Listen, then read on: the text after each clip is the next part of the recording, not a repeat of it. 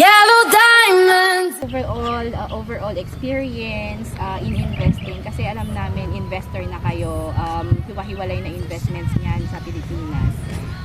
Why do you think Pampanga? Punta kaming norte. So nadadaanan namin palagi. And makikita mo, napaka-booming ng Pampanga ngayon, especially with yung new Clark Airport, tapos may new Clark City, diba? Ang daming development, yung mga infrastructure dito sa area, napaka-promising. So, ang ganda ng magiging future ng North actually. Ito na yung may kita mo siya in sooner than later.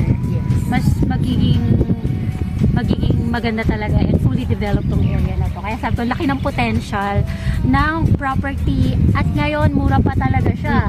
Kasi especially ngayon, 'di ba, magkakaroon din ng isa pang airport, 'di ba? Sa Bulacan. Yeah, sa Bulacan. Itong area na to hanggang dito sa may Clark. Tapos nine-expand din nila yung Clark. So lahat to, eventually, lahat to magiging sky high yung mga value ng property dito. So maganda ngayon habang nagde-develop siya, 'di ba? Mag-start na. Yes, alam na alam ni Mami yan kasi investor. Yung feeling na bumili ka ngayon na yung worth ng pera mo after 5-10 years times 3 times 5 na yung balik sa'yo. So yun. Thank you so much, Ma'am. Thank you. Congratulations again. Salamat.